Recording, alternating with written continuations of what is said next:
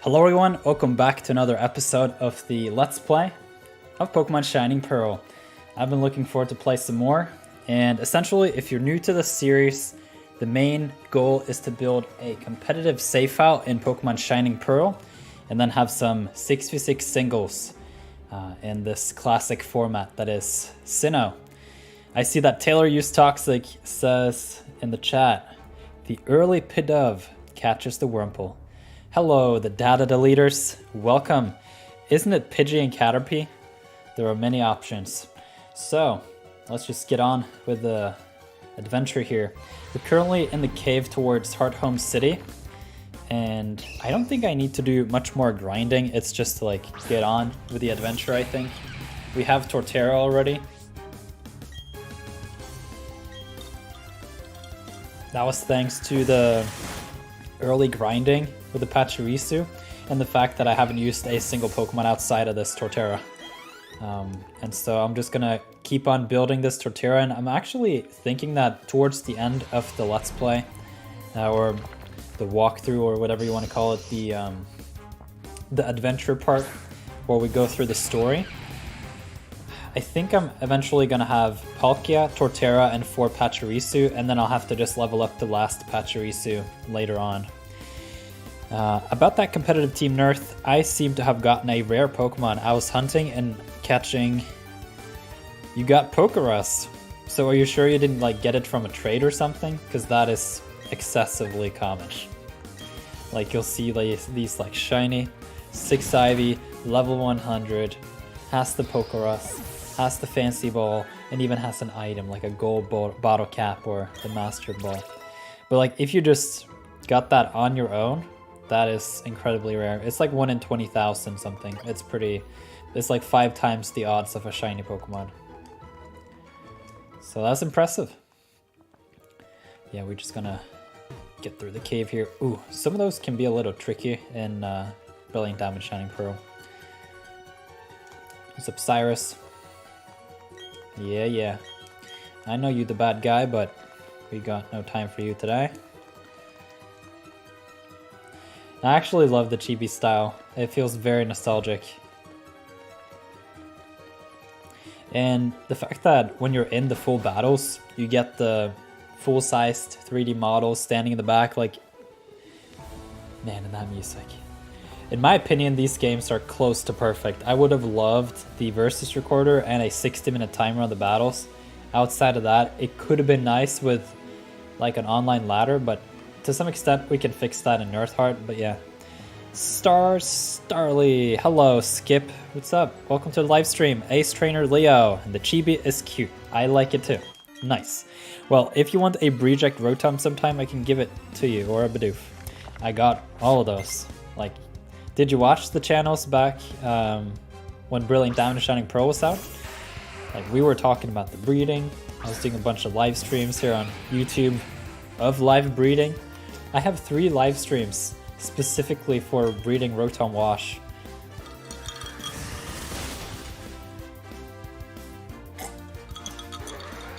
That was a loud slurp. I had some soda left over from dinner, and I just really want the soda, so I'll just have to try to not make as loud slurps in the next couple of sips. But yeah, how is your day, everyone? Have you been up to anything interesting today? Are you playing Pokemon as well right now? What's going on? I, for one, have been at work, still in my shirt, and I'm just very excited to play some more Shining Pearl. I keep thinking about the fact that at some point we're gonna hit 100 hours on the save file, and I'm pretty excited about that specifically because, like, I've streamed every minute of this.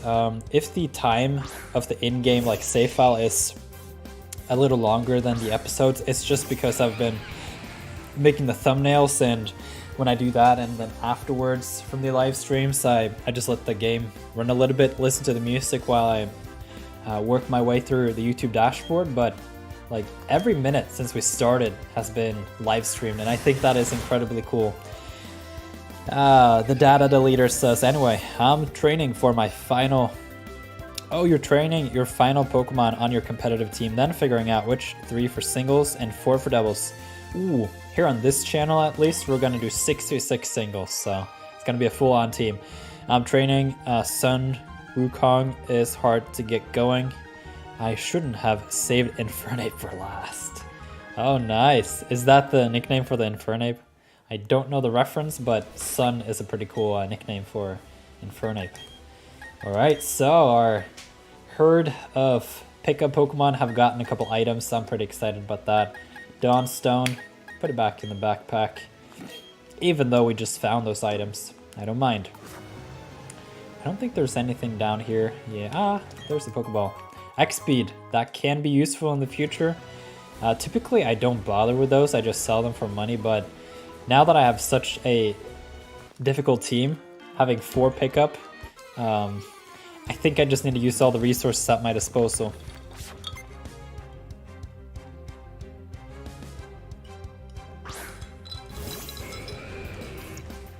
I'm pretty sure there's like a Hiker Daniel somewhere. I should probably like look that up sometime. Like in Sinnoh.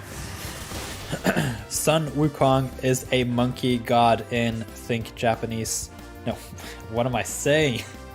I just like Chinese mythology. In fact, Infernape is based on it. That is cool. Sun Wukong is also a shapeshifter.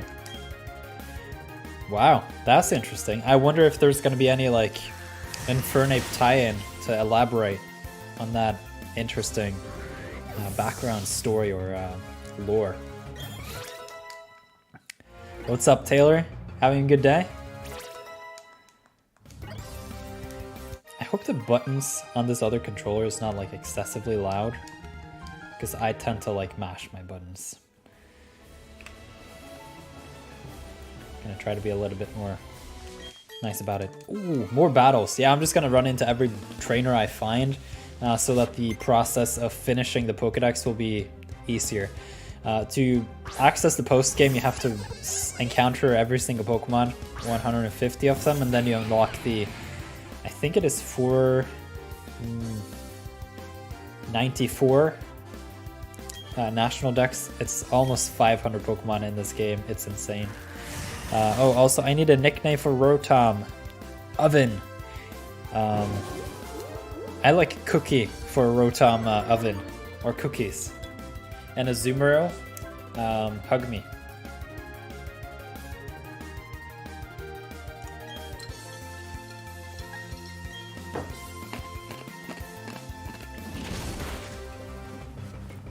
Azumarill is actually one of the highest base attack stats in the game.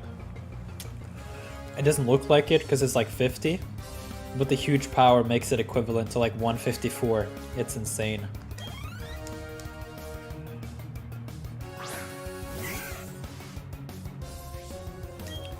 Rosalia, man, that bite is just such perfect coverage. Baked. Nice.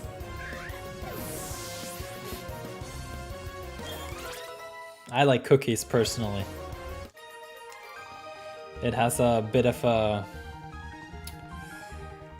contrast because Rotom can be quite lethal, and Cookies is something fun, something uplifting, sweet, and here comes your Rotom just burning your opponent, or burning you if you are the opponent. I picked it up for the fairy typing, plus I needed water on my team, so it was a win-win. Azumarill can be really good, particularly if you slap like a choice band on it and have Aqua Jet. That is really good. I tend to have an Assault Vest on my Azumarill, and then depending on the people I go up against and the meta, it can be quite good actually. I think at some point, if I don't remember incorrectly, like Azumarill had Aqua Jet, Knockoff, Superpower, and Play Rough, and it was just such a good like combo of moves with that huge attack stat.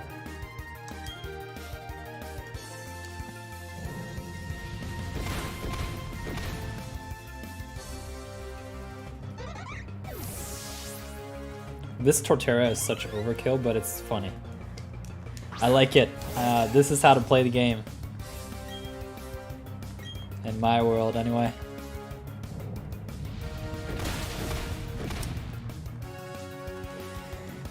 Just a bunch of Bonsly. I like the way that Bonsly is kind of like a plant pot. It has that like hole under it for like drainage to come out. Aqua Jet, I'll use that over Water Veil, I think. I wonder if it learns it from level up. No, Aqua Jet should be an egg move, if I remember correctly. Just take it. Here's an odd keystone. No context needed. I think you can get some berries in there, but I think you have to like complete the game for it to give you any good berries, so I'm just gonna pass for now. Hearthome City, here we are. I almost nicknamed Nirth Hearthome City. That was a funny walk. What up, Bonary? It was like forwards moonwalking. Baby Bonary, go back in the Pokeball. Alright. I have one more battle compilation to upload tomorrow, and then my entire Champion League experience will be ready to watch. I love it. Thank you so much for putting in all that work. I, for one, have been looking forward to watch the videos. I'm sorry I've been a little late to it. It's just... yeah. I watched one today. Loved it, or maybe it was yesterday. I will watch more, and I look forward to see more. If anyone would like to check out Taylor's YouTube channel, it is pretty cool.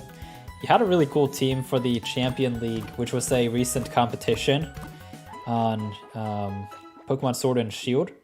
And yeah, that first battle I watched, that was insane. With the knockoff Rillaboom prediction into the Vaporeon switch-in, and you just dominated.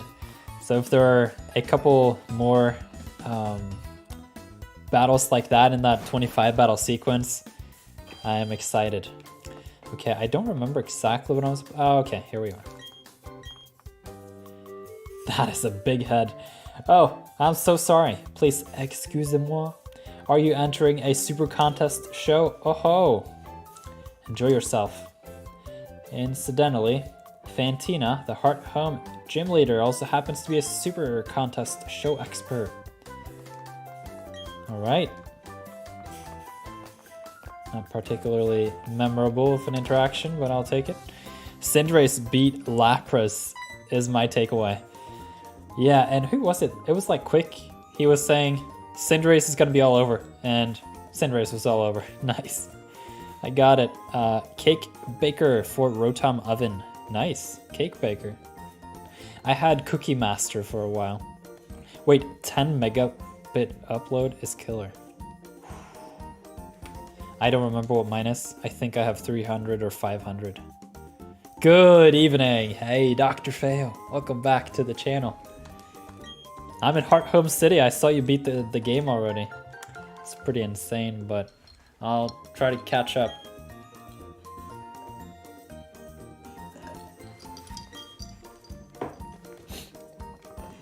I've had myself go back pretty much every day to just thinking about hosting the next tournament in Pokemon. Like, that is something that's been on my mind for the past 2 weeks. Just like, I want to have a Brilliant Diamond and Shining Pearl tournament.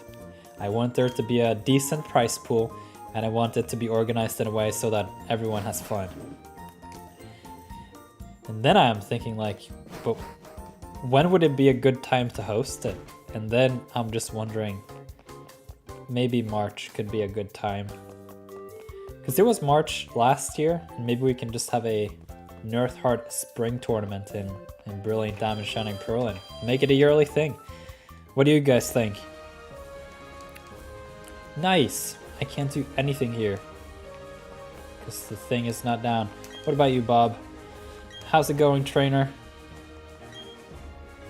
Oh, maybe it is. I don't remember. Is it up here somewhere? With the Poke Park? No, not Poke Park. You know what I mean. Amity Square, I think it's called. I want an ironically scary name for Azumarill. Female.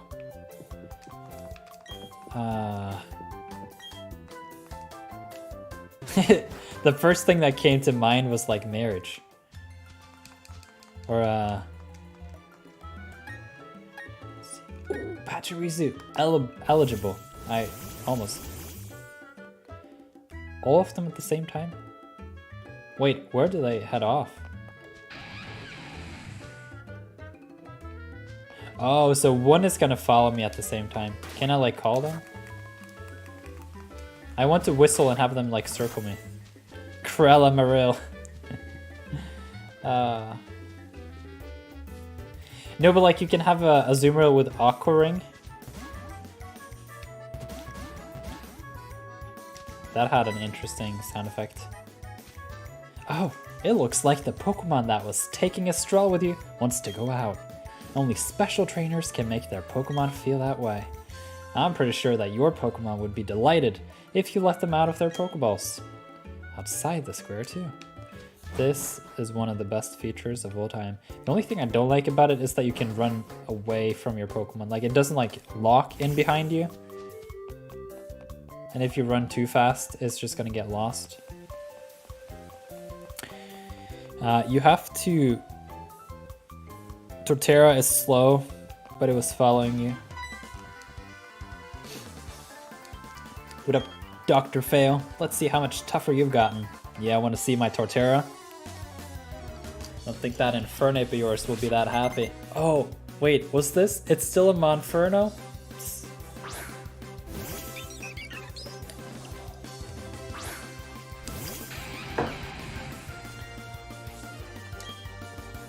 Let's see how well this Starly can. Well, I was thinking of something smart to say here, but the moment passed. The Torterra was too strong.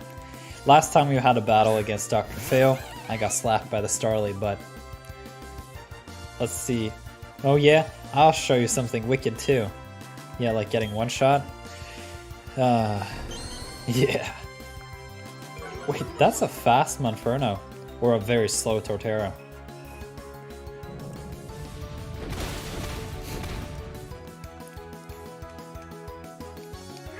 Love the character models in this game. I feel like they have a lot of different animations. Could just be me. But I really like the battle scenes in these games. I don't want Leech Seed. Can Dr. Fail fail us this time? We'll see. In this universe, at the very least, Dr. Fail is quite the loser, but I heard some rumors in Nirth that in Dr. Fail's universe, Nirth is the biggest loser of all, so we'll see.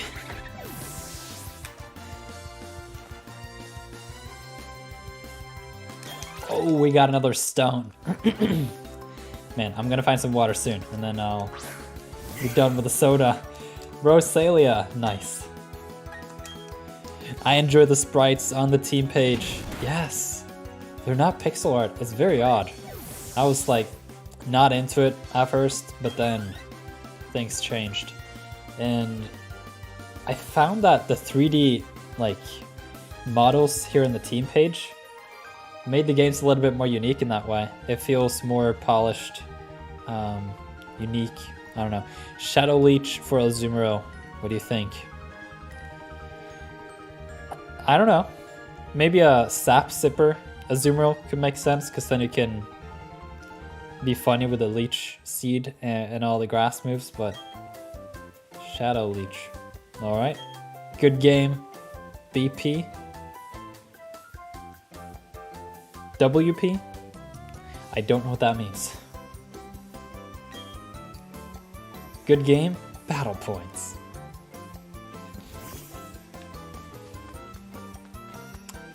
This is an egg for Happini, I think. Oh, I don't have space. I'm not interested. You know what? It could be a good... You know what? I'm just gonna retire one of my Pokemon. Back in the bag. Already. I don't know if this is a good idea. We'll see. The thing is, I'm gonna have Palkia at some point anyway. Completely blind. I wish there was just like a button I could click to like put it back in the bag, but oof. Oh, Rommel. Rommel is saying, it is good to be able to watch a stream again. Also, I haven't been watching the replays. Why do you have a full team of Pachirisus? Thank you so much for the super chat, Rommel. That is incredibly generous of you. And yeah, I hope you've been doing well. It's been a while since we've been able to play, have some battles, and wow, I'm really sorry. The music of my computer notification was louder than the donation alert. So, the Pachirisu. There is something incredible. Okay, I hear you, Adobe. It's like time to chill. So, what is interesting with these Pachirisu is they have an ability called Pickup. And in Brilliant Diamond Shining Pearl, this is incredibly useful. And so if I bring up my handy hand here, I can show you. Oh, also, since you did that, I can do that to just like, oh, wait. I need to bring up this one. Then, the most recent donation will be from Rommel. Dr. Fail, you lost your spot. Anyway, ability, Pickup. The Pokemon may pick up the item an opposing Pokemon used during a battle. It may pick up items outside a battle too. And how this works is that the higher the level the Pokemon is, the more rare and useful items you'll get. So at level 91 and above, that's the top bracket, you'll get, I don't know, is it rare candies and all kind of stuff? Like you can get, I'm just gonna bring up that list right now so I can like give you a sense. And in Brilliant Diamond Shining Pearl, some of these items are just very useful because of how difficult these games are comparatively to other modern games. So in Brilliant Diamond Shining Pearl, when you have level 91 to level 100 pickup Pokemon, you have a 30% chance of a Max Potion, 10% chance of a Dawn Stone, 10% chance of a Dusk Stone, and 10% chance of a Shiny Stone. Then you have Max Revive at 9%, Nugget at 5%, PP Up at 5%, Rare Candy at 5%, Elixir and Max Elixir at 5%, both of them.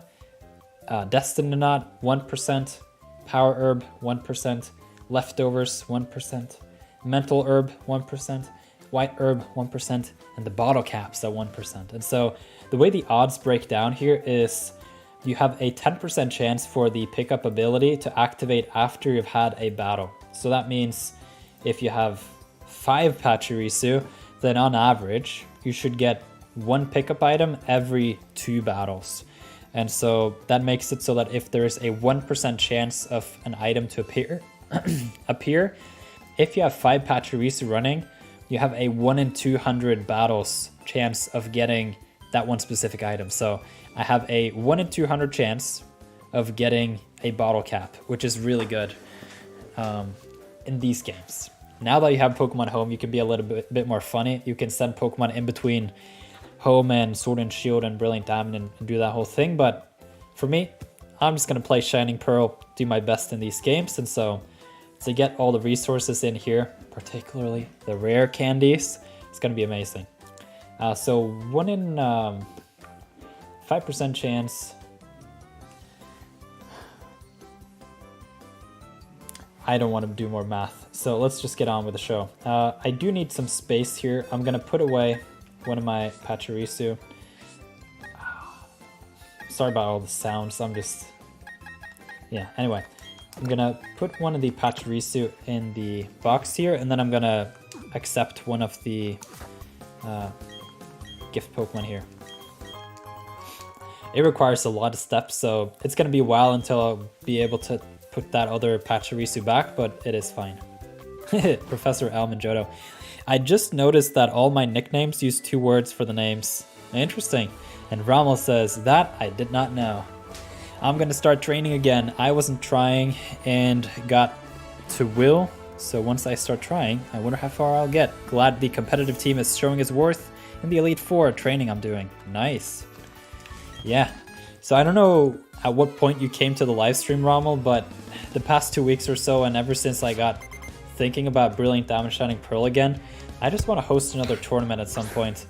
And given how close it is until Scarlet and Violet comes out, I don't think it's going to be practical to do anytime soon. Although I will be playing Brilliant Diamond and Shining Pearl in parallel, just because I actually really enjoy these games. It's very relaxing.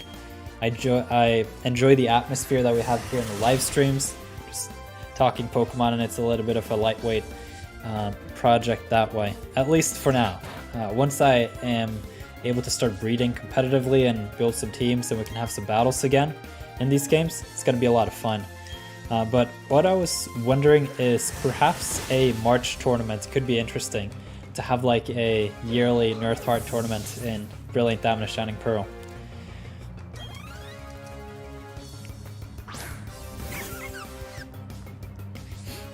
You can see that my Torterra is like significantly over leveled. I did some grinding in the Grand Underground in a couple episodes back, and yeah, I've just been having Torterra as my main, and so at some point when this egg hatches, I'm gonna put the other Pachirisu back in, and then later in the save file I'll be catching a Palkia to add to my team, and then I'm just gonna main Palkia and see if I can run through the Pokemon League that way, get the national decks, and get breeding.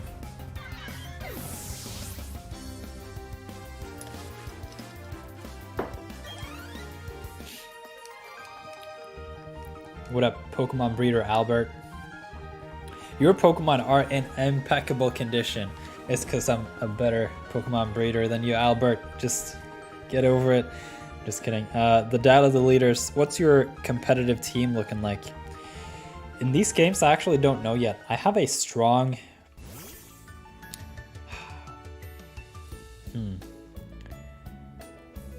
Yeah, I'm lacking some words today. I've been on the phone for like 6 hours, so I'm kind of in like...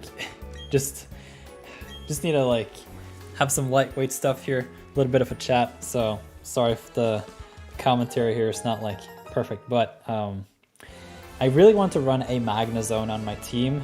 And the reason is I really want to find a way for Togekiss to work in Brilliant Diamond and Shining Pearl. I tried when the games first came out, nothing worked, so I just have to like really put all my team building knowledge to work. Sorry, and see if I can find a way to build a team that makes Togekiss shine. Like in Sword and Shield, obviously you've seen some of my battle live streams. At some point my team was so good I just had to change it up because it was getting boring, just winning. There's another super chat coming from Rommel. You know, I'm always in when it comes to having fun playing Pokemon. Nice. Thank you so much, Rommel. That is very generous of you, and that's perfect. That is the one goal that I have with this YouTube channel and my community, to just have us all come together, enjoy pretty much the best franchise in the world as far as I'm concerned. And yeah, if you find that you can fulfill that wish too by hanging around here in the live streams, talking with people in Nirth Heart, and overall enjoying the games, then that's amazing. Yeah, I think for my competitive team, Magnezone seems like a really good pick. Potentially also Zizor. It is a very common Pokemon, but it's just the type combination with Togekiss, Magnezone, and Zizor, I think could be a good idea. But then I would have to like figure out a thing with the fire types, and it's just... yeah. Building a Togekiss around...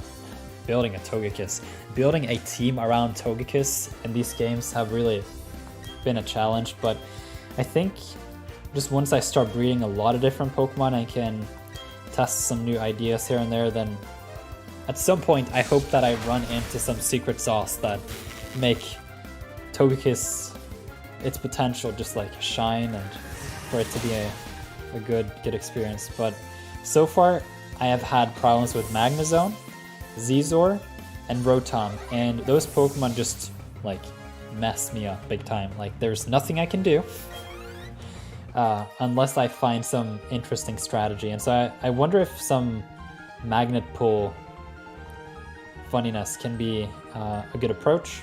I'm also thinking Rotom Maw. That could be a good Pokemon just because it has that steel 4x resistance, I'm pretty sure. But at the very least, it is Yeah, some resisted to steel type attacks, and that is a big problem for Togekiss. With a Pachirisu. Yeah, also with this Let's Play, I'm just gonna run into all the trainers. I need all the experience I can get because this is my team, and I am also interested in leveling up these pickup Pokemon, and I want to see if I can actually beat the league without major issues. I had a very similar team in my Brilliant Diamond playthrough, and I had issues in the Pokemon League because I was really trying to do things fast and I didn't spend enough time grinding, and so I was stuck essentially in the battle against Cynthia, and I had saved right before, and I don't want to be there again. So if I can overlevel here, add Palkia to my team, do some cheese there, I'm gonna be happy with that. Be right back. All right.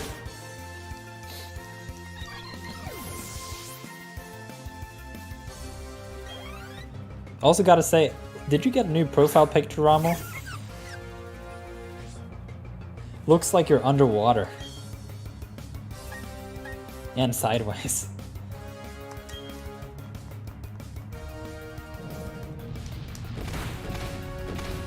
Yeah, all these Pokemon are like level 15, so it's in some way I wonder if it would have just been faster to bypass this and spend some more time grinding later in the game. But then again, I really want to just see if I can encounter as many Pokemon as I can throughout the adventure so that I don't have to like look for specific trainers or see if I have it, the given Pokemon in Pokemon Home and all that, because as you may know, if you don't have registered all of the 150 native Pokemon in Sinnoh for the regional decks, then you can't get to the post game. And that would be a really big problem because that is where the fun begins for the breeding and everything. So yeah, I remember when Brilliant Diamond Shining Pearl first came out, it was a huge problem with Drifloon because it was essentially a hard lock. You needed Drifloon to finish the regional Pokedex, and the only way to get it was on the event on Friday after you beat Mars in the Windworks Valley. And then if you try to time skip, then you would be locked out of time-based events, and the only other way to see it would be to like say the wrong or give the wrong answer in the ghost type gym. And so that was a big thing. I hope they have fixed it with a patch, but I kind of doubt it. If you have trouble with while using Palkia, then use the orb that you find on the platform behind Palkia. It gives it even more power. I know, the spacious orb or what it's called, and it boosts like water and dragon type moves. No, that's been my YouTube profile picture for years. My first underwater picture when I was 12. I have a that is where it is. I wonder if it's just the size of the chat, because I used to have the chat way smaller, and so now I could actually see what it was. Because I feel like I remember the blue color, but that is interesting. I had no idea. Because I do remember the one picture, I think that must be on Discord. You have like a beach in the background and it looks real nice. Oh, Bidoof avoided my attack. Watch it avoid like 4 more times and KO me with a rollout that just keeps doing more damage. Thank you, game.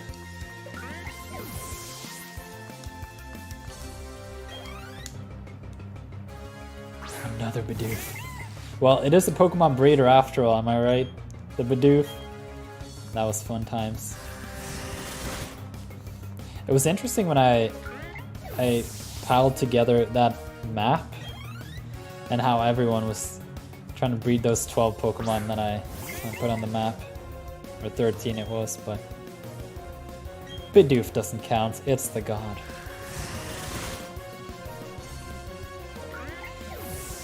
Matsu, you're terrific.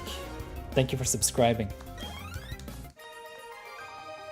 Shelly. Fancy folks like you have fancy Pokemon too. It looks like. Sure does.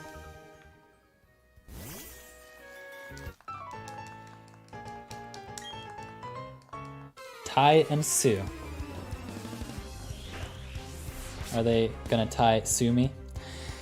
Dr. Fail, I was so happy when I got that first 6 IV Bidoof. Right, yes. Yes, you said it right. Thank you. Hello, welcome to the live stream. It's great to have you here. Yeah, so this whole playthrough is all about establishing a competitive save file in Pokemon Brilliant Diamond and Shining Pearl. I already have a pretty big save file in Brilliant Diamond. It's just now that Pokemon Home is available, I can't get myself to put my Dittos from Sword and Shield into that Brilliant Diamond save file, just because I put so much time into it, and it was kind of heartbreaking that they would just open the floodgates from other games through Pokemon Home, because the difficulty levels in these games, Brilliant Diamond, Shining Pearl, is so much higher than the other games. So it's kind of, if you have access and you have played through the other games, it's a lot easier to just do things there and send them over. But yeah, so essentially I want to just play through Shining Pearl and establish my main save file here, and then send over my Ditto collection, and then just start breeding a whole bunch of competitive Pokemon and try to collect all of the hidden abilities. And then I also want to make a new box system and keep all of the hidden ability females in my computer. And then I think it'll be an interesting long-term project. I just love Sinnoh, and I can't believe that we have the Sinnoh remix here. I for one love the chibi style. Inside the battles they have full-scale 3D models and it looks great, and it's a classic competitive format with Generation 1 through 4 with no gimmicks, and I think it's going to have a little bit of a long-term kind of appeal to it, at least for me. So if I somehow can get some of you in Nirth and in the chat and watching to join me to play these games consistently over time, then I think that could be incredibly fun. Just because it's such a different format than anything we'll see in the next couple of years. Like, we had Gen 5 Power Creep, we had Generation 6 Mega Evolutions, we have Generation 7 Z Crystals, we had Generation 8 Dynamax, and now we're going into Generation 9 with Terrastalize, and whatever's next in Generation 10, it won't be classic. So I've just spent a bit of time thinking about that. And then especially given how there was a tournament in Nirth in March, in the spring of 2021, could be cool to have a yearly tradition and perhaps a couple cups every now and then too, which is like a one-day event, more so than a whole like tournament with a lot of participants that are trying to like connect over time and do the whole thing. And yeah, Matsuyo says, I've been putting off getting Brilliant Diamond. I got Shining Pearl because I wanted to stream it day one, but I haven't had the money yet to get the other game. Oh man, that is unfortunate. But yeah, they're pretty good games. So when you're saying streaming, did you have like a let's play? Or are you interested in shiny hunting competitive, or what part of the game is interesting to you?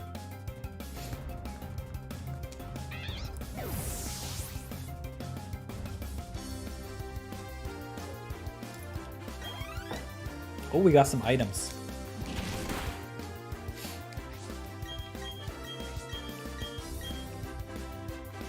Be right back, says Dr. Fail. A lot of BRBs. Are you guys getting dinner or something? I feel like it's kind of dinner time, but I don't know. Maybe lunch for some. I feel like they've done the Pokemon breeders justice in these games. If you go to Sun and Moon, that was disappointing in my opinion. I just love playing. I do like the shiny hunt though. That's interesting. I like that. What are some of your favorite Pokemon? Matsuyo says, my favorite game to hunt in are Let's Go and Legends. I can understand that. Never really got into Legends. It was not for me. They broke too much of how Pokemon is supposed to be, in my opinion. But if you're enjoying the game, that's awesome. But Let's Go. That was a couple of great games. I'm personally still rooting for Let's Go Johto. I would love to see Let's Go Johto. For me, anyway, with the competitive scene in Let's Go, it never really enticed me. There were no EVs no abilities and no items. And it felt kind of stale, even though I just didn't give it a chance. That was the real deal. I didn't give it a chance. I was too scared of trying something new, and I was too much of a noob to really like dive in headfirst. But God forbid, Let's Go Johto comes out in the next couple of years, I'm all in those games too. Because then it'll be like 6v6 singles and Brilliant Diamond and Shining Pearl, like hardcore shiny hunting. If Let's Go Johto comes out, I'm just gonna go all out shiny hunting. And then to have like Scarlet and Violet VGC doubles and try to compete in competitions. John G, what up? Over 20 years ago, my dad took me to Toys R Us and let me pick out a single Pokemon plush. I grabbed a Raichu plush and he made a joke that it would be my baby. Nice. Is Raichu your favorite Pokemon? That's amazing though. I like that. Those reasons are why I love Let's Go Competitive. I can understand it. But then I wonder, like, what happens with Let's Go Johto? Like, is it Let's Go, but with held items? I would like that. I brushed it off at first, but then it actually did become my baby. I even made accessories for her, named her Rai Rai, and still have her to this day. Wow, that's amazing. I love hearing stories about personal items like that you kept for like your whole life. I unfortunately have had a couple situations where my things have either been stolen or outright stolen. So like, I don't really have many things left. Like, I wish I had my first DS with my games and all that. But outside, like, I just have the memories of playing Pokemon, and that to me is very valuable. There's a running joke on my channel that I hate Pikachu because it steals Raichu's attention. Interesting. But yeah, Taylor, can you elaborate? Because you said you loved Let's Go Competitive, and I never got into it. I actually tried building a competitive team some time ago. Tried to ask if someone wanted to have a battle. Pin drops.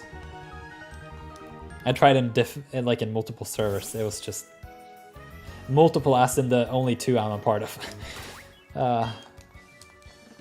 I don't actually hate it though. I understand.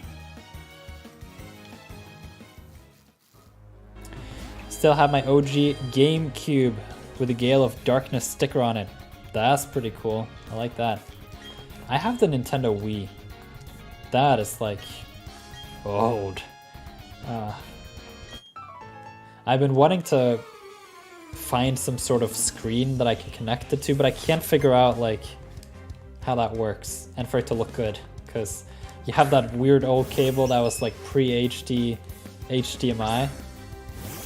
So I don't know what would fit in my desk. The closest thing I have found is you can actually get a Wii U and then you can just use the gamepad as a television, which is kind of crazy for Wii games. And then I wanted to play some Pokemon Battle Revolution. Never played those games, and I have Japanese Pokemon Platinum, and I would like to hope I can like send Pokemon over. If anything, I could do some breeding in Pokemon Pearl, and see if I could get some good Togekiss or something. Did you just call the Wii old? I did. It's from 2006. Oh man, that makes me feel old. I mean, it sure should. Like, the console is 16 years old. Something like that. Maybe 15 years? Like, it's dusty. Let's Go took all of the items, abilities out of the game, so it was easier for me to understand and keep track of. It also made Pokemon like Parasect, Arbok, and Tangela beasts. That is so strange. But that part is what I love about different metagames, different rule sets. Because you can set up a framework of like how things, you can establish some rules that you are to play by, and then depending on those rules, you get a different environment, and that to me is so interesting, especially with Brilliant Diamond, Shining Pearl. But then, yeah, with Let's Go and Let's Go Johto, I want Let's Go Johto. That would be amazing. competitive Let's Go Johto was full shiny teams, legit, like that would be hilarious. Mobeen Kuranai, hello, welcome to the live stream. It's great to see you. Hope you're having a good day. In this live stream, I am trying to work my way through Pokemon Shining Pearl and establish a new competitive save file. I have 400 hours into Brilliant Diamond, but I can't get myself to send over the Dittos that I have collected over the years in Pokemon Sword and Shield to continue the breeding process. I just put so much effort into the original Brilliant Diamond save file that I just want to shelf it and keep it as a memory. And now I'm just starting Shining Pearl, gonna have a let's play of the first 100 hours. Like I'm gonna live stream every minute essentially of the first 100 hours of establishing a new competitive save file. For one, because I really want to, and two, I can like lay out the process. If you want to replicate this somehow and you're passionate about Pokemon and you want to join in on the competitive scene in these games that we are having over in Nirth, then you're welcome to. And I've also like laid out the blueprint of just like how to do it. Some of the things will be subtle that I don't really notice until I think about it, because now I'm thinking with a live chat, is there anything I can think of that I haven't shared before in a video or in a tip or anything that I just have taught myself doing over the years, because I have been playing Pokemon for 15 years and some of the things I don't just realize that I'm doing that could help a lot of new players. Let's see here, I'm missing out on the chat here. The Switch has NES, SNES, and Nintendo 64. I hope they get GameCube soon, but they're putting Pokemon Stadium 1 and 2 on Nintendo 64 next year. Can't wait to play it. Yeah, that's gonna be fun. Man, it would have been cool if they had some sort of online feature, but oh well. My very first Pokemon game was Pokemon Yellow, and my MVP was Clefable. Wow, you're like the parallel plotline of if Clefairy had been the mascot. I actually caught Mewtwo in a Pokeball. Nice, that is a difficult catch rate. What was your favorite Pokemon game? Love the questions, love the messages here. My first game was Pokemon Fire Red, but it was not mine. I borrowed it from a friend. And then my actual real game that I got was Pokemon Diamond. So this is just a blast playing Shining Pearl. So yeah. Stopping in for lunch break. Hello, the Hopeless Ninja. You're on the screen today. Look at that. See here? New YouTube member, the Hopeless Ninja. Welcome, are you, here to the live stream. We're just continuing the Let's Play of Shining Pearl, and it's a lot of fun. Let's see. Nirth, would you play those games once they added to Nintendo 64? Yeah, I think that could be fun. I never played those games myself, so it will be interesting to just go blind. Let's see, Matsuyo says, I wish they would bring the Game Boy Virtual Console to the Switch and make the Generation 1 and 2 games compatible with Stadium. That would be amazing. If they make it so that it connects through home, but the Pokemon from the Virtual Console have to like go through, I don't know how they will do that. But they said explicitly, I'm pretty sure, that Pokemon Home won't be compatible with Stadium. So I don't know if they're gonna backtrack on that and do some. I look forward to see what happens with that anyway.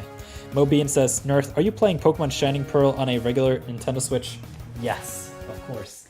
Buy real games, buy real consoles, don't do the emulator nonsense, and enjoy Pokemon authentically. Essentially, it is something called, there's the music.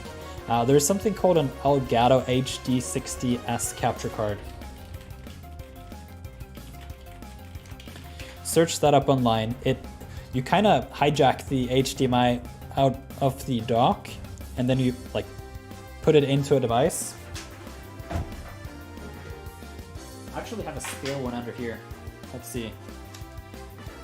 Man, should have an affiliate link for this, but it's like a $150 device or something. Maybe 100, maybe 200, something like that. But let's see here. Come on, autofocus, you got it. You see it says in there, you have an HDMI input, and then you have a USB-C output. There you go. So you put your HDMI from your console in here, and then you have the USB-C here from the card into your computer. and then you download a software such as OBS Studio. It is a free recording software, and then you download the driver for the Elgato HD 60S, and then you hook it all up and you can record it. Beans! What's up, Minecraft Axolotl? Welcome to the live stream. Let's see. I remember hooking up Yellow to Stadium and playing it on my television. I know. You know what? I have some friends who recently talked about how Pokemon Red, Blue, Yellow, Gold, Silver, Crystal, Pokemon Stadium 1, 2 were the perfect Pokemon experience because you could just... It was so... Whatever the business words are, it was like... It functioned well together. You could like have this adapter. You could, as you say, play the Game Boy games on the TV. You had like a 3x speed option. And you could like send Pokemon back and forth between Yellow and all those games and into Stadium, and you could have battles in 3D and then go back to 2D. Man, that whole thing sounds amazing. Matsuyo says, I spoke to a Nintendo representative at a convention once who said they wouldn't remake Stadium because people don't want 3D battles. We want mini games. Really? I would love... That's not true. When Pokken Tournament was teased, everyone was thinking, oh my goodness, look at those Pokemon battles. And then it was not Pokemon battles. Man, so many possibilities with that they could do with the expansion pass for Pokemon and stuff. It'd be amazing. I know. To an extent, I agree, but the thing that made Pokemon Stadium special was playing said minigames with the Pokemon we bonded with on our journeys. Nice. Dr. Fail says, they didn't specifically say no home. They said only rental team, so basically no home, but no hard confirmation, so it's nothing. I have no idea. I don't want minigames. Give me Pokemon Stadium, Gale of Darkness, and that other one. XD something. Rommel says, I bought one for the tournament last spring, but couldn't figure out how to use it with my Mac, and my old Windows PC wasn't working anymore. Really? You should have sent me a message. I'll hook you up. Like, I'll like video call you. You can share your screen. Like, I'll help you set up the recordings. It would be incredibly exciting to see some battle videos from your perspective. I keep forgetting Drapion is Dark Bug, right? Yes, it's a really good typing. I still have my Game Boy Color games, but the batteries are dead.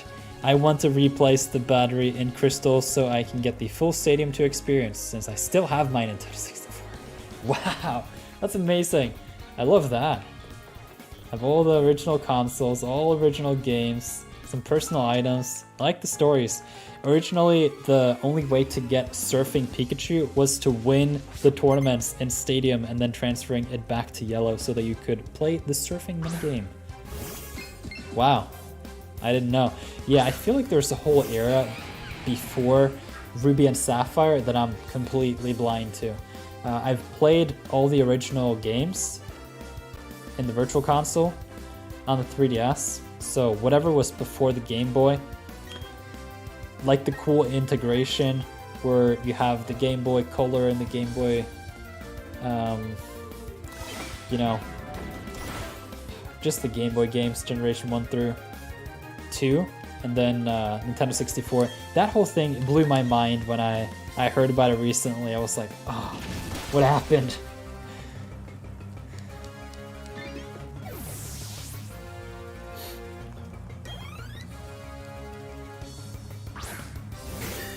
Shieldon. You know what's it's interesting?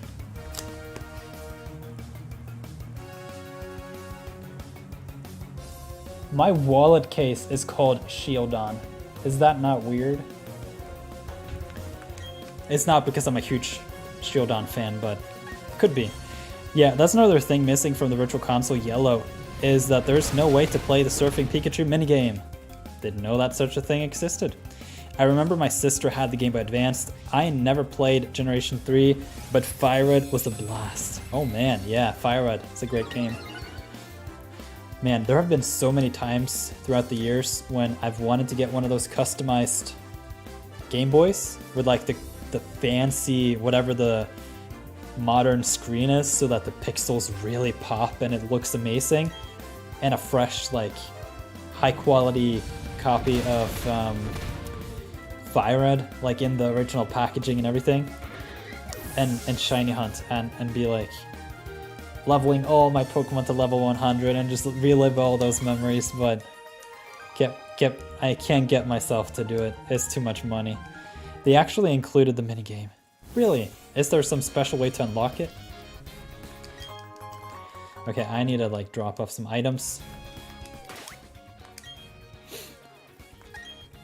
One thing I find interesting with the remake of Diamond and Pearl here with Shining Pearl and Brilliant Diamond is the lighting. I feel like there are some places in this game where lighting is incredible, especially with adjusting time of day and you're really feeling immersed in the region. But then you have a place like this is just a dark whatever this is, and I don't like it.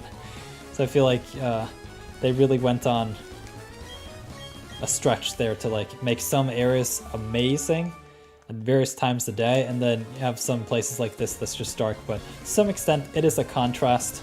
It makes you really appreciate those places that actually look nice, but I guess what they're going with here is rainy, sad, dark forest. You just need Pikachu in your party and then you visit the surfing dude and you can play it. Interesting. Oh man, I got stuck on my way to Mauville for several days my first time playing in Generation 3 because I didn't know you could go under the bridge. I didn't understand Sapphire and I was like 12, so it's somewhat embarrassing. I never beat Sapphire. Got so confused. You chose Squirtle because I liked turtles at the time, but I'm a Generation 4 kid. Interesting. Yeah, me too. I'm Generation 4 all the way. Mantine surfing in Sun and Moon is fun, but it's not the same. It's not the same, but Mantine surf slaps. That's one of the best minigames in Pokemon of all time. Like, you can get 50 battle points from being amazing at that kind of minigame. Like, you go, it's immersive. The theme, it slaps. You know what? What if we just like bring up that theme right here now? You're not gonna tell me that this doesn't rock your boots. Let's see. I'm just gonna take down the switch and then hopefully well, let's see it.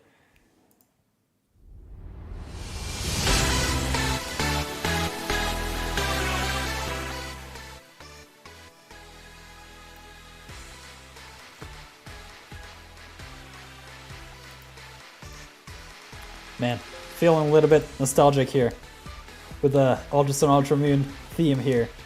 What do you guys think? Oh man, I still remember when I played Pokemon Yellow on my Game Boy Color in the back of the car at night. The screen was only visible when we passed the street light. That's amazing. I love that story. I'm a Gen 1 kid. I was 10 when they first came to the States. I was introduced to Pokemon at daycare when one of the kids brought their VHS of the anime in. Whoa, you've been on a long ride then, because then you remember all the peaks and valleys of the franchise. I feel like I'm watching a Verlis video with that theme. I know. It's interesting, huh? I feel like you really claimed this theme. Used it in like 700 videos. Oh hey, the second fire type we've seen in this game. I always thought Volt Switch was priority. Guess not, because my Rotom keeps getting attacked. Yeah, Volt Switch is just a common electric type move, and Jolteon and Raichu so fast that, yeah. You remember Pika Blue, right? Have you seen some of the PSA graded cards that were graded so early that the English translation of Meryl had not come through yet? So it literally just says Pika Blue in the text. Man, Pokemon has the best music. Like, dang, I know. That slapped. Hope you had fun listening to a cool track. Let's get on with a let's play here. I need to adjust some volumes. Now we back at it. All right.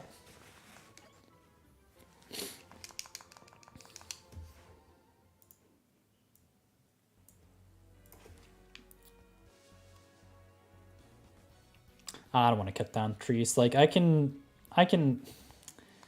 yeah, I feel patient, but I'm not going to be that patient. I'll come back if I desperately need that one Pokemon that one trainer was unique of having. Croagunk. Black Belt Nathaniel. I remember Pokemon sued a dude because I think it was like this, but the guy decided to name a cancer after Pokemon, and the advertising was Pokemon causes cancer, I think.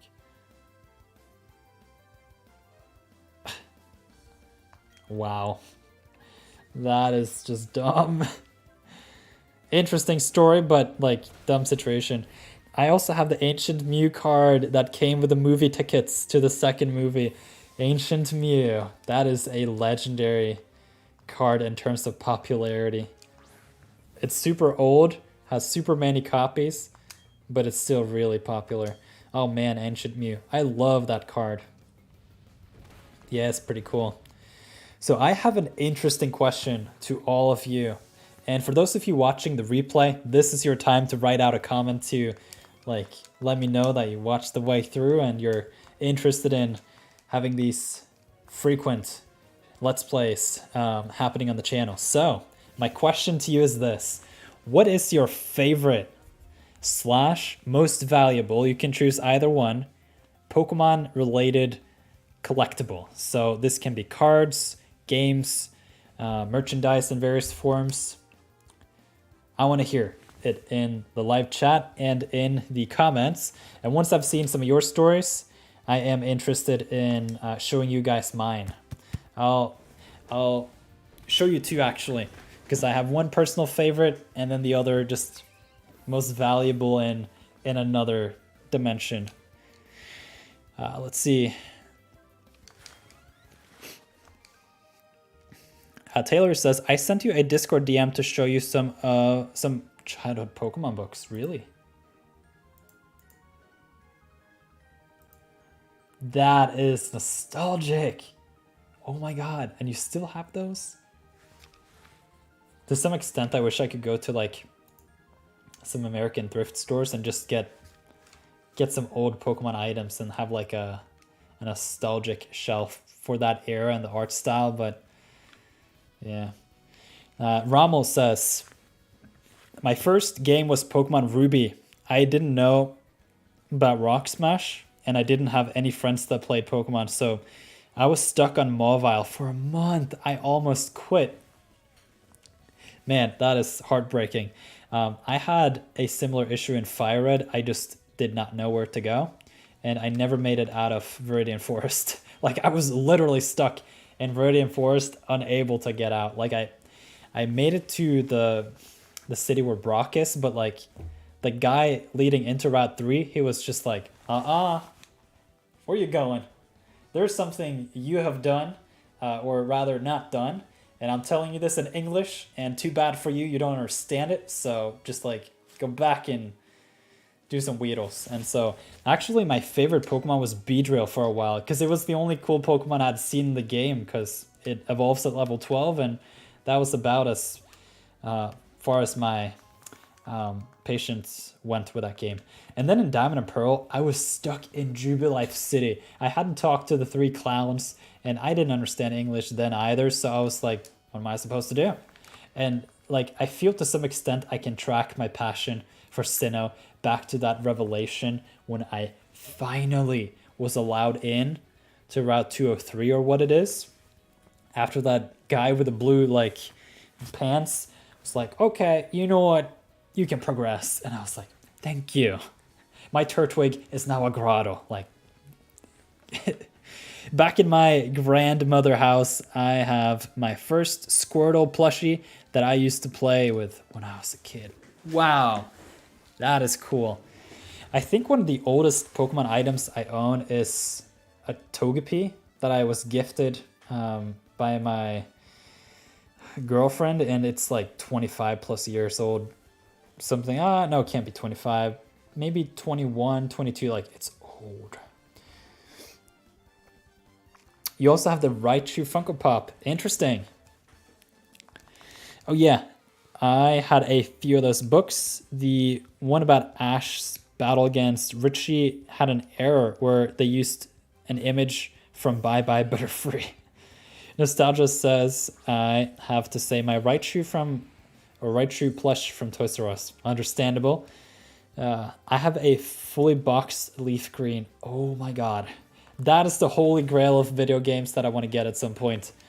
Just boxed, fresh, leaf green, and fire red. My favorite is this Eevee hat. I wear it all the time, every time I go out. It's dirty, but it's nice. That was she said. Value is a Primal Kyogre EX card, I believe. That's interesting. Matsuyu says, I actually predicted Let's Go 2 years ago before its release. I went to a convention but didn't have a cosplay for the third day, so I sewed an Eevee plush to a headband and wore it all day. You want to know something interesting? If you go back on the channel, I wonder if this video is still up. I have only had a single viral video in all of my YouTube endeavors. It reached 100,000 views when I had like 800 subscribers. I'm gonna see if I can find it.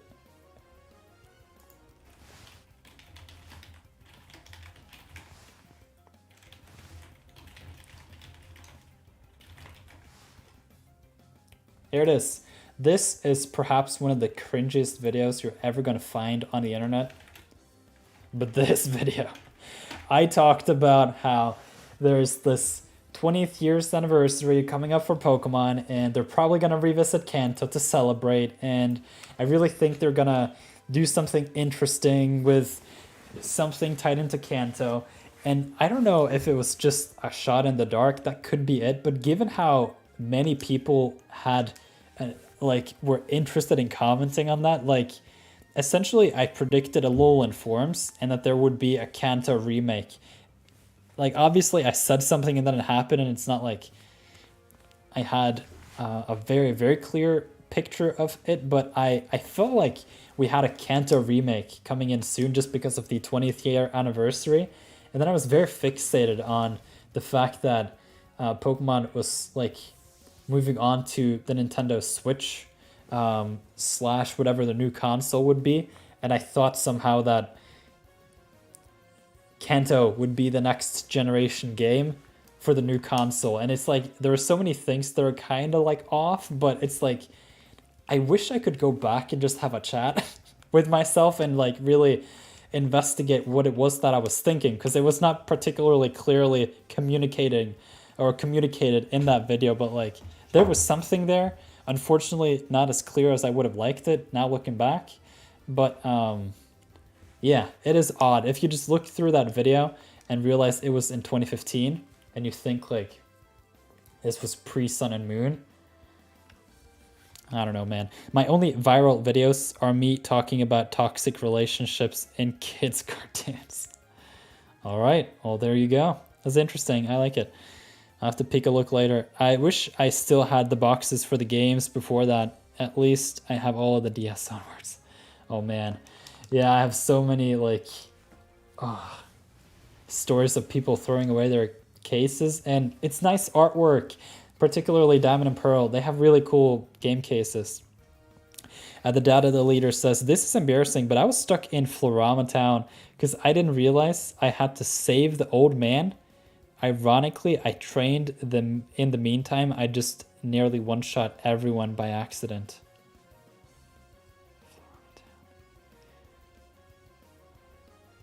I don't remember which game. Florama Town? Is that like Kalos? Or where is that?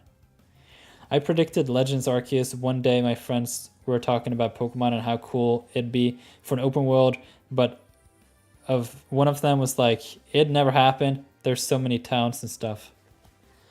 I was tired at the time, so I just kind of slowly said, it'd have to be in the past. Oh, it was amazing. I love that. My oldest item is my OG Venusaur Pokemon card. My very first Pokemon card / item. Wow, some really great stories. You know what? After this battle, I'm actually going to go and find my 2 items and I'm going to show them to you. Some of you might have seen these items before, but I figured perhaps it could be interesting with a refresh. Diamond. The Flora. Wow. I feel so disappointed. Florama Town, of course.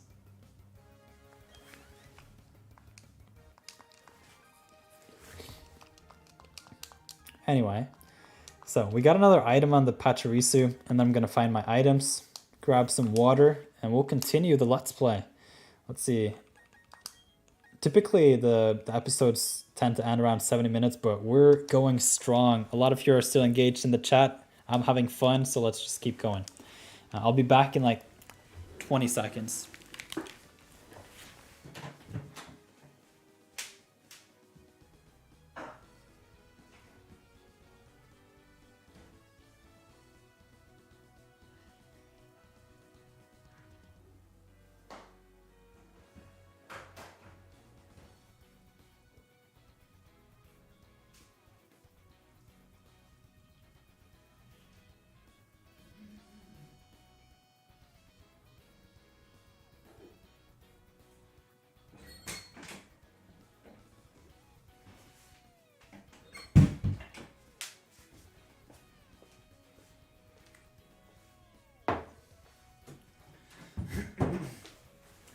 All right, so the first item is a painting.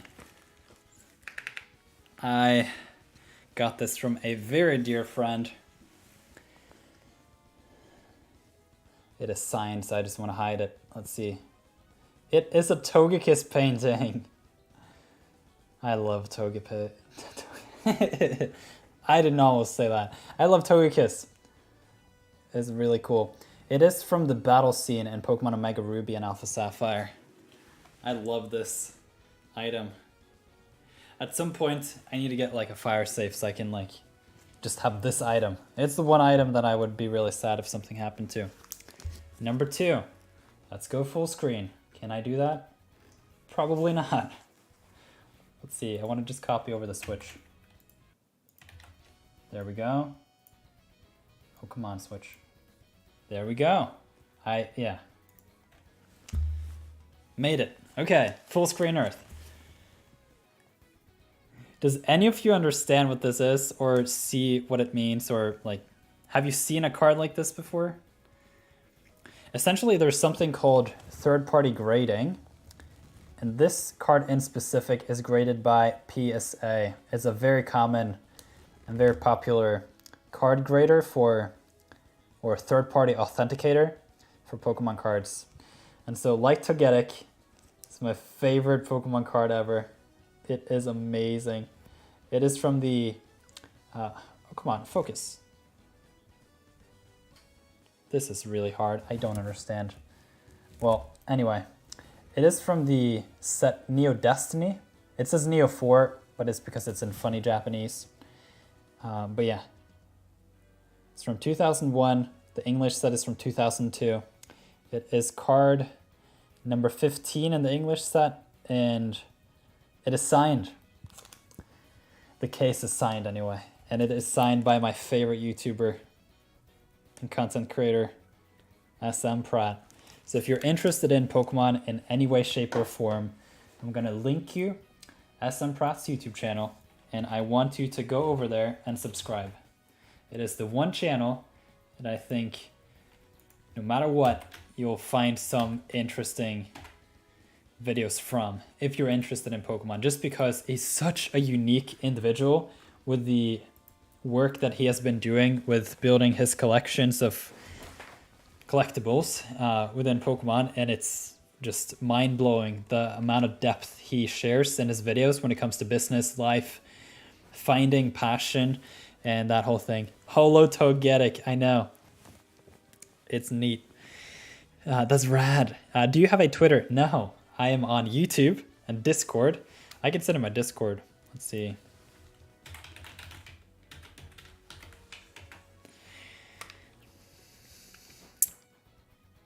Diamond. Oh man, yeah, that's rad. Togekiss looking so cool. Togetic.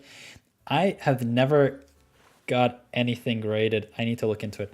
Yes, there are a lot of cool cards that you can get, and now that the overall market is in a bit of a downturn, it could be an idea to scoop up some cards, but I'm not a financial advisor. I was really into the card game in Generation 1, but got out of it in Gen 2. You see, I didn't really have much money growing up, so the fact that I could now, as an adult, go back and get a couple cards graded in really good condition, and some of my favorite cards, just some that I have been nostalgic for that I had growing up, and others that I've now discovered of Pokemon that I like that. Like Togetic, it's amazing, that artwork. I can't explain it. I wish I could read Japanese. I am learning it, but I can't read it yet. If you want to learn how to read Japanese and learn Japanese in general, I feel like I have a bit of experience with at least the starting phase of that. I can like give you the 2-minute rundown. First of all, if you want to learn hiragana, actually Duolingo is a really good resource.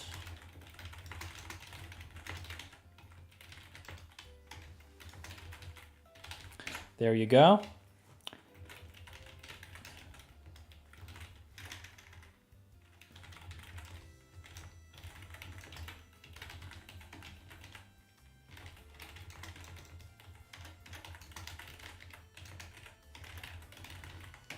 Okay, those are the resources that I've found to be, oh yeah, grammar.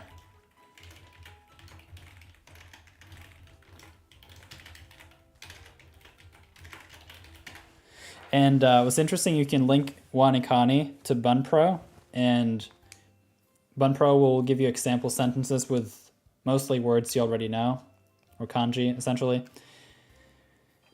But yeah, the next thing is you just need to find volumes of media to consume. So books, texts, songs, sound, films, video. And for that, you can literally, like, for example, if you go on your phone, I don't know if you have an iPhone or what it is, but for me, I am listening to this radio show. Let's see. Because I'm also learning Japanese. Let's see. It's called NHK. Radio News. Let's see. It is called NHK, and it's essentially public broadcasting, as far as I can tell, in Japanese. It says Japan Broadcasting Corporation, and every day there are new 5 to 10 minute clips and 1-hour episodes of clear Japanese. And then you can like set the app to like tell you or like update the past 10 relevant new things, so you can always have something new to listen to. And then like if you just listen to a whole bunch of volume, at some point you're going to be able to recognize sounds, because that is the challenge at first. You need to just recognize sounds, and then at some point perhaps you can be able to recognize sounds put into patterns, into words, and then where words start and end, and then sentences. And then at that point, perhaps you can recognize words and be like, Corona virus. Oh, what's that? I wonder, you know? And then you just start from there. Just a lot of exposure. And then in terms of reading, if you can figure out a way to learn hiragana and katakana, there are a lot of online resources like, I think it is nhk.jp or something. Let's see. Essentially just NHK. I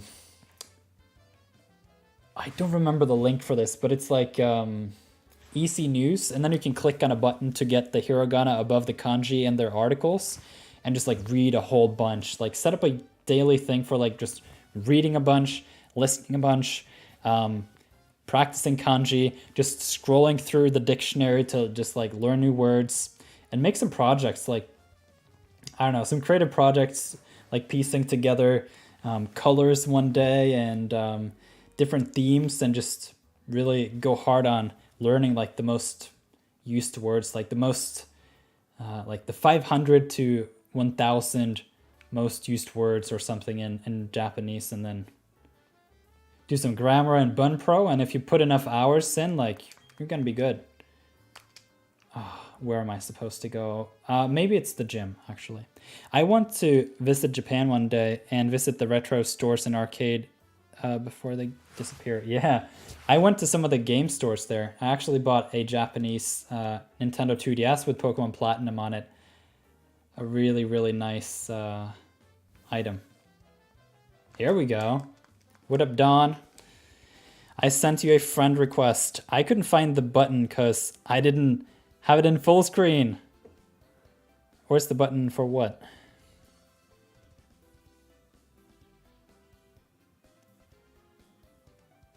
I don't understand.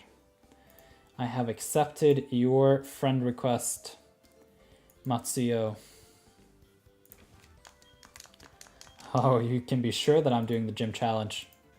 Gonna get all the badges, become the Pokemon champion, breed a whole bunch of Pokemon, work on my collection, build teams, and win tournaments. Yeah, I want to go back to Japan. I went there in 2019, and it is a really cool place. I don't have a girlfriend, but I thought Japan would be a good honeymoon. I always wanted to go there. Yeah, I mean, it could be a cool vacation spot too. If you go to Tokyo, there are a lot of interesting Nintendo/Pokemon things. Like, they have multiple Pokemon Center stores. Just amazing. The only concern for me is food. I have to eat gluten-free food, so I'll need to do some research. Actually, that shouldn't be hard. You want to know how to do it? You go on your phone and you download, I know it's not this easy, but it is kind of this easy. You download Google Translate, and then you download the language pack. You just search Japanese in the app, you download it, and then you can have live camera translation on the go. It is actually insane.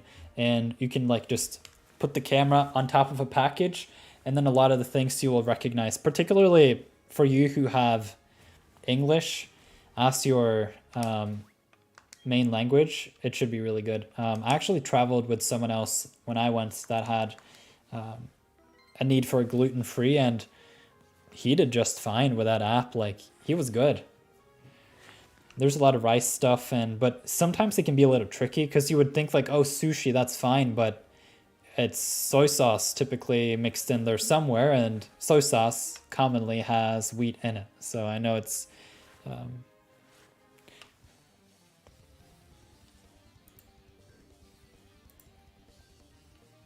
that is so cute. This is my Rai. She's a bit dirty and covered in hair, but I love her. Wow. That's amazing. Thank you so much for sharing that. I love Pokemon plushes.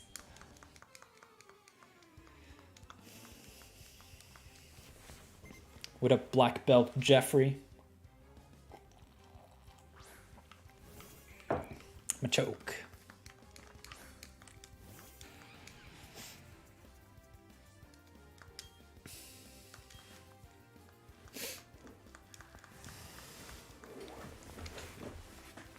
There was a jump in level here at some point. I don't know what happened. Level 25.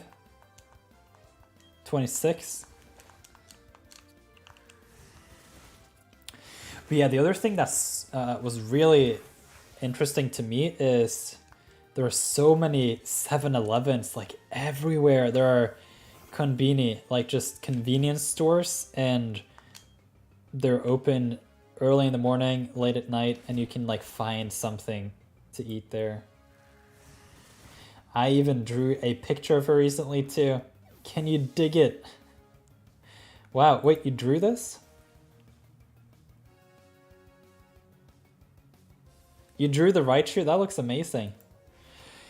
I can eat wheat, but I can't eat too much. Lately, too much has meant past full, but it's a challenge. Yeah, I understand. I know for some people, though, like a little crumble, a crumb, whatever the smallest piece of bread you can think of, like in the butter or something like that, can mess them up big time. It's really unfortunate. Maybe someday in the future you can take like a pill or something and just like magically fixes your gut and you're good to go. Yeah, I drew that Raichu and the letters. It's impressive. You got some good graphic design skills.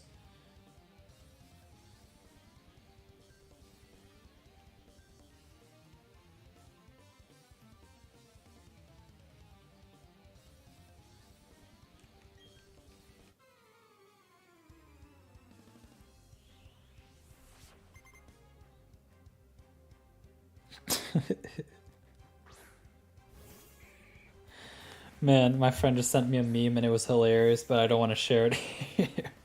Sun Wukong is finally level 80. Yes, nice. Yeah, you're welcome. Ah, another Machoke. I'm a choke on these Machoke. Too many of them.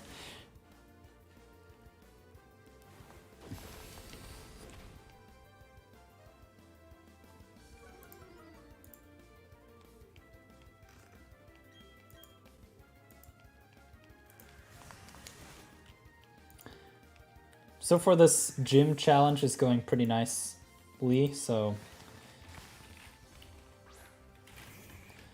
it's just to keep on grinding.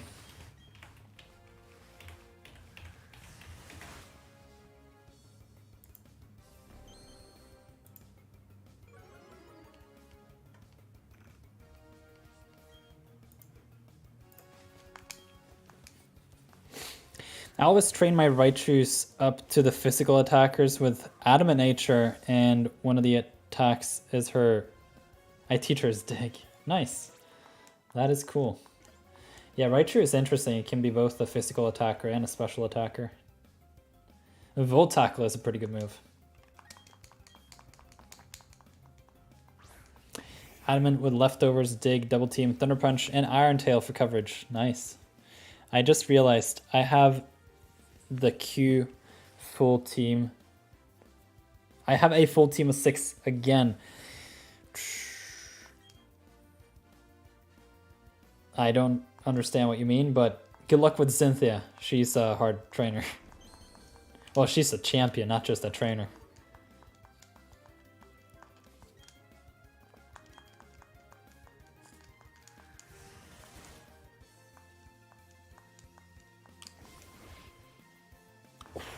He's going bulk up. That's a serious move you got there, black belt. I don't think it's sufficient though, because I got Earthquake. Got a lot of more damaged. Oh, I got a lot more damage packed into this Torterra. Against will. I type too fast sometimes. Yeah, it makes it hard to read. I haven't played Nuzlocke Brilliant Diamond Shining Pearl, but I did play my initial playthrough with Dawn's team. That's interesting. I tried a Nuzlocke once. It was fun. Just the pure gameplay though. I don't do any of the nonsense, whatever other creators do. Play the games. Yeah, it's intended by their game developers, not whatever the randomized nonsense is. I did make one exception though, because I found a shiny Bonsly while checking on berries. I didn't use her in battle, but I named her Autumn. Nice. I like cool nicknames like that. We're just gonna slap all these black belts. Show them that they have to fight for real and not just in the dojo.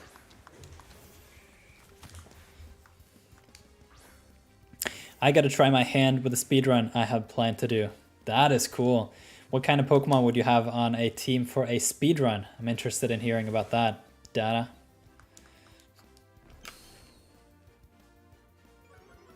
Wait, the music disappeared, didn't it? Is it back now? At some point I need some like audio mixing equipment, because some of that stuff can be incredibly hard to figure out while having a live stream, but we're in the gym here, looking for experience, looking for a gym badge, and looking to progress as a Pokemon trainer.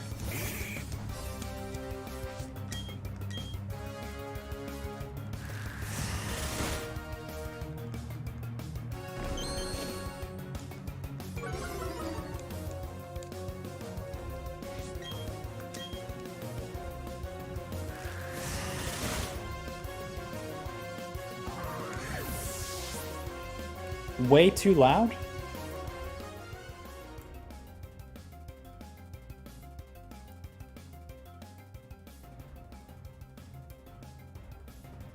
Is it too loud now? I am so confused. Wait, hang on.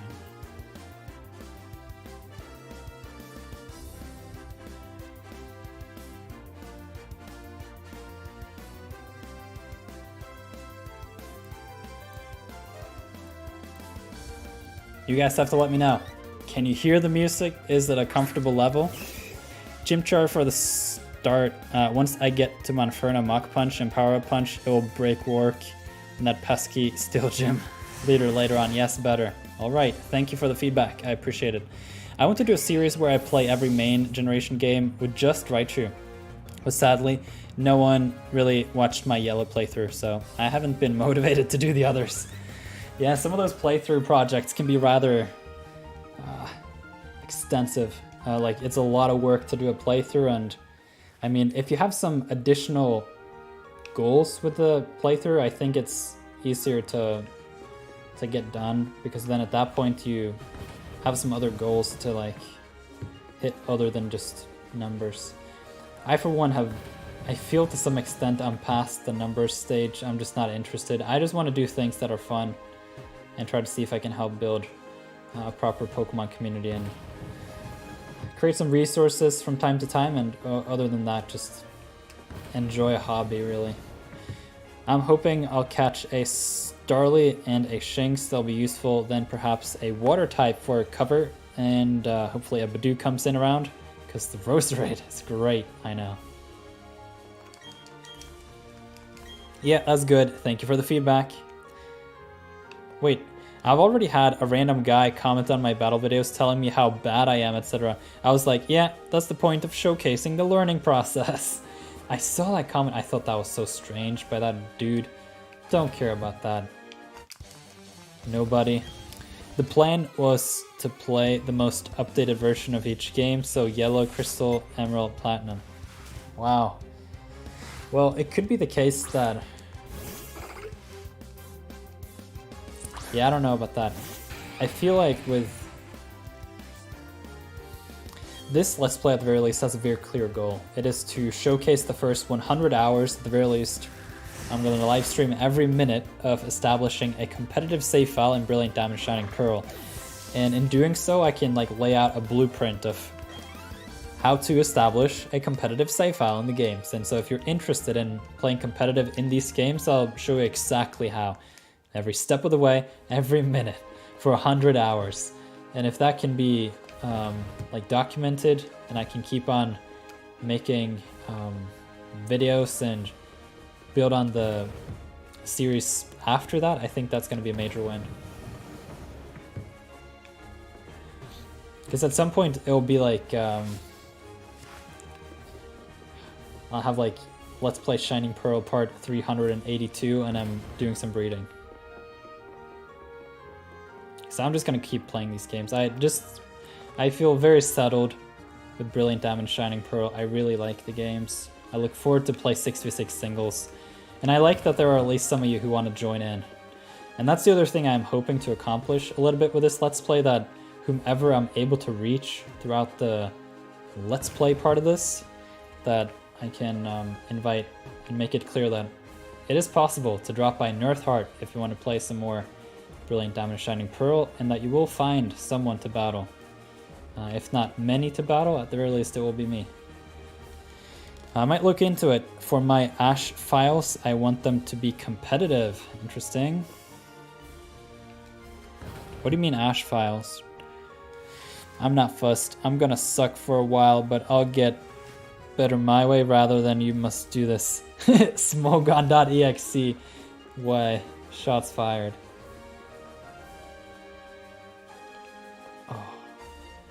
So close.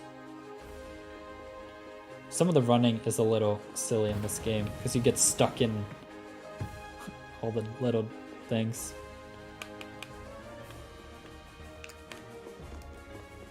Actually, I think the buttons for this is way better. Oh, I got stuck here.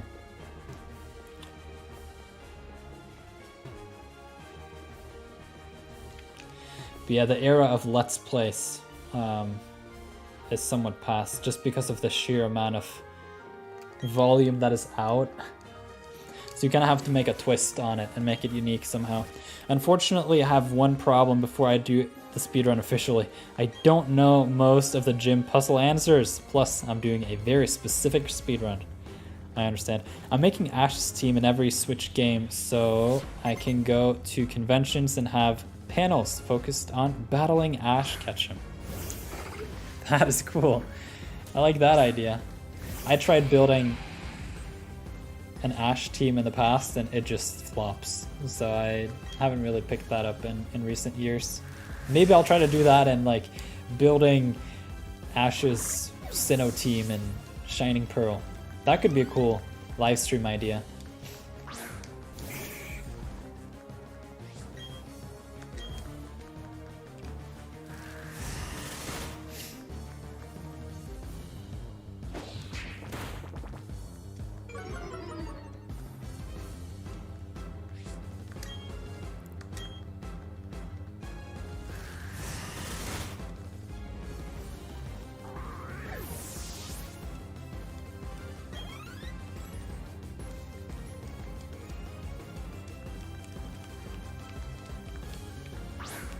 I like the way that I just ran up to the gym leader, didn't even save or prepare anything. Didn't even rest my Pokemon properly. For the bulk up. That could actually turn out to be a little bit of a scary situation here. Because Lucario can do some damage at times, but unfortunately in the modern era, you know what, I wonder if I can make Lucario work in Brilliant Diamond Shining Pearl. I want to see if I can make all the Pokemon work. I'm just excited to play the game again. I have a Generation 1 Ash cosplay with a Pikachu that Sood snaps onto so he can sit on my shoulder.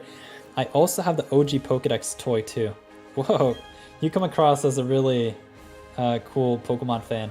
Like you have all the old things and you've been interested in the franchise for so long. Man, what happened to the badges, man?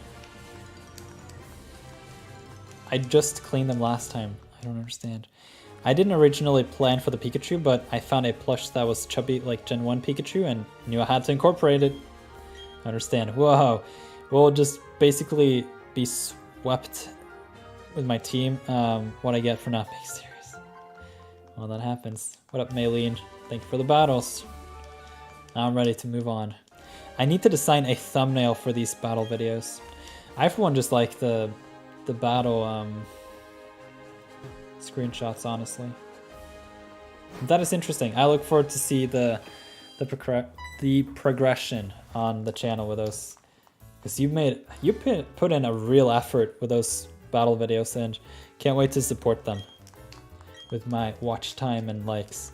Because that's the thing, I don't want to just like click on it and watch 2 minutes and then like and leave. I want to watch it all the way through, and also try to remember if I can take note of what happens in all the battles and so on.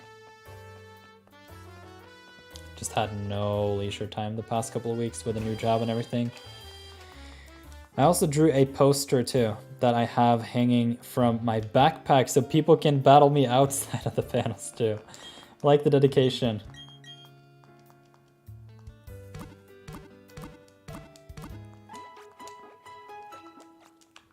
I wonder how much longer it'll be until the Happiny hatches. I want to bring the other Pachirisu back on the team, but it seems it's going to be a while. Ah yes, it's the Team Grunts now. The Team Galactic Grunts. They should be over here talking to Dawn. Here we go. And we slap them. Oh, I have to talk to Dawn? Pachirisu. I'm glad Pachirisu is happy though. Is there official high quality Pokemon sprites that I can use for a thumbnail? Yes, DM me and I'll show you how to do it. The data deleters, I seem to be getting the vast majority of my friends telling me to make YouTube videos just in general. They want me to make videos on things I'm passionate about just because I give an air of pure passion. I would love to see that. Yeah, put up some videos and send them to me on Discord. But yeah, it depends on what kind of Pokemon sprites you're looking for. If you go to pokemon.com/Pokedex, you can just right-click the images that are there and download the high-quality official artwork in a PNG file. And then in terms of the pixel art, you can find those somewhere on the web and then use the software like Canvas or Photoshop or something, and then scale by nearest neighbor, and then you'll get like a huge pixel art looking cool thing.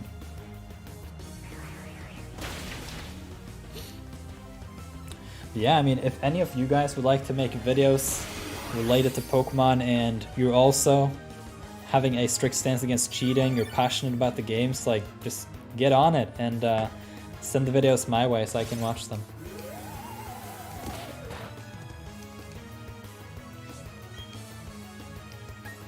But I do emphasize, like, you have a strict stance against cheating, because there's a lot of things happening in the overall community that I'm not a fan of, and I want to spend the time with the real people. Well, I have your account now, so I can friend you, but I need to learn how to edit and stuff. YouTube, my friend, there's a lot of information on there. And for the most part, it's just clipping the videos, like sequencing interesting things, making a rhythm, and finding a soundtrack that can bring and match and create the kind of emotion that you want the viewer to be left with after watching. I do go without cheats too. Nice. I stream Legends Arceus, and I also do Let's Plays on my channel. Interesting.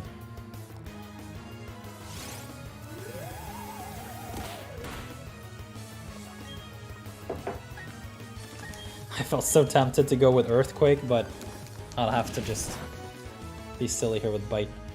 The only time I ever cheat is when I'm doing a themed Let's Play. I need to bring in a Pokemon I would normally be able to get, like swapping a starter out.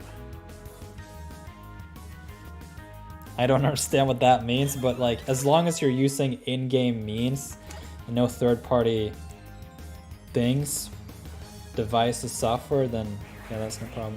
No, edit because a friend of mine offered to make an intro for me, plus I need a new logo. Glaceon is my idea. Intros, you just need to like get onto the content. If you have someone to click on your video, you just need to make them to watch it.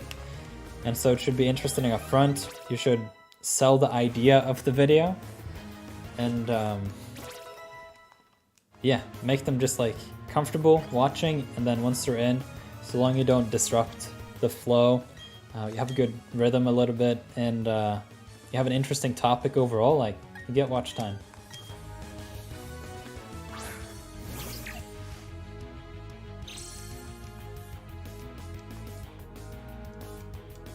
Love this soundtrack. It really reminds me of Castle Crashers. It could be the case that I'll Let's Play Castle Crashers next, just because I want to. Not because it would do good on the channel, but I just really love that game. And I'm always surprised every time I bring up Castle Crashers. There are so many people who have never heard of it, and I'm like, it's one of the greatest games ever. There's a thing called the Pokemon Randomizer. It's intended to randomize the game, but I usually just use it to change one starter, and that's it. I don't change anything else. I don't like that. Sorry, I'm gonna put you on a user timeout. And then at some point now, I really feel the urge to like put down some rules in the chat. I want to hear about third-party software. I was using a device like SwitchUp. Is using a device like SwitchUp considered dishonorable? I don't know what that is. If it is the same thing, that I don't want to hear about the randomizers. To some extent, I appreciate your transparency. It's just 5 minutes, but like, I have this written out in Discord, in my Nirth Discord server. Want my channel, the community, to be all around focused on official software, official games, and yeah. Once upon a time, I did have a few videos on Smash Bros. I put AI against AI to see who wins. Those videos were quite popular back in the day. I remember people would make like huge tournaments. And then yeah, just see what either the CPU 9 or something. Or the amiibos. That was another big thing. Basically, the Switch Up is a little device that can automatically press inputs and do a lot of... Yes, of course. Any third-party software, hardware is a no on this channel and in our community. Don't do it. Don't talk about it. Go away. Hey, Nirth, might I ask you, if you will, to use Torterra? Yes. But do you mean in like a competitive sense or in the Let's Play? Because Torterra is the Pokemon I'm using. So if you're asking about it, I'm a little confused. It's just, it fainted. I overdrained its power and now it's a problem.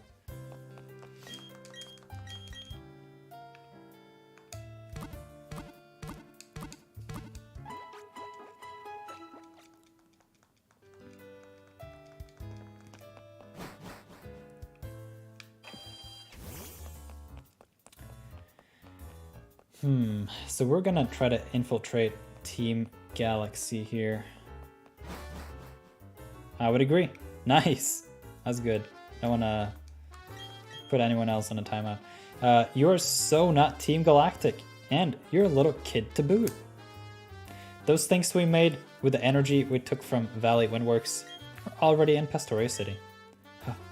That's not what this is all about? No. I got fly. Nice. My most watched video was 70 something. That was Mario vs. Sonic at level 9. Sonic won, I think. Nice.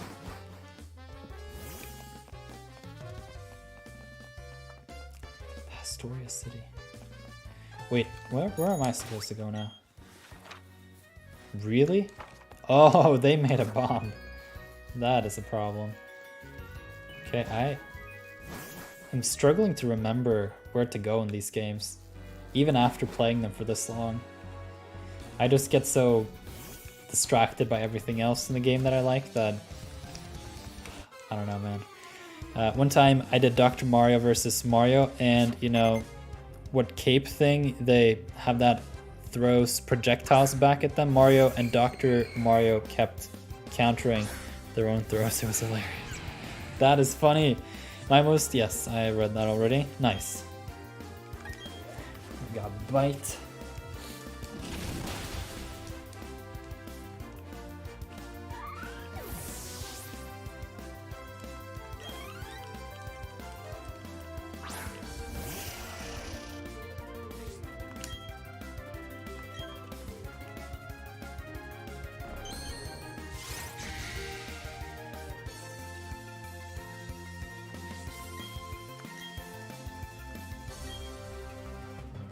Also, I can give a little bit more context about the timeout.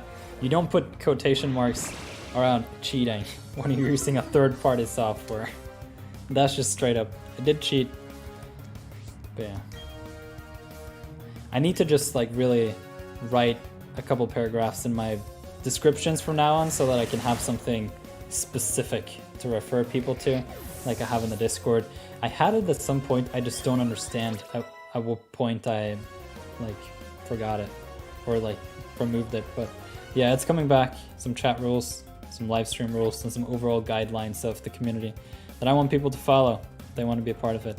You really did a sweep at Maylene.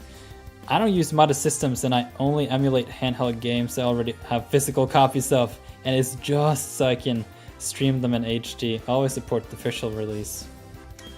Okay, well, I respect your difference there, but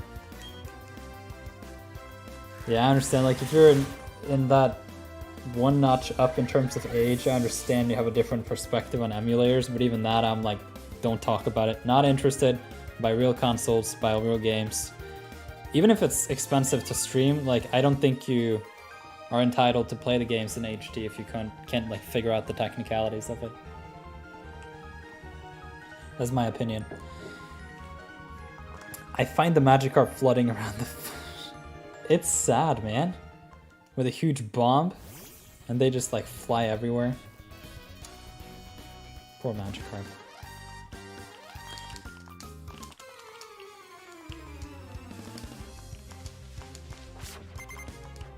P.I. Carlos.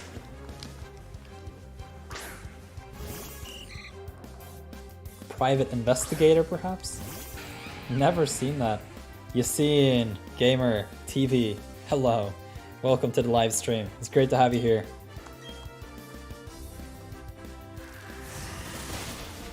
I tried playing Pokemon X with a camera, but I didn't like how low the quality it was. I know. I lived through that, and I actually spent like $1,000 on capture cards in the 3DS era, and so, I mean, it's just, if you value it, and yeah, I don't know. I, for one, am very, very against any emulation.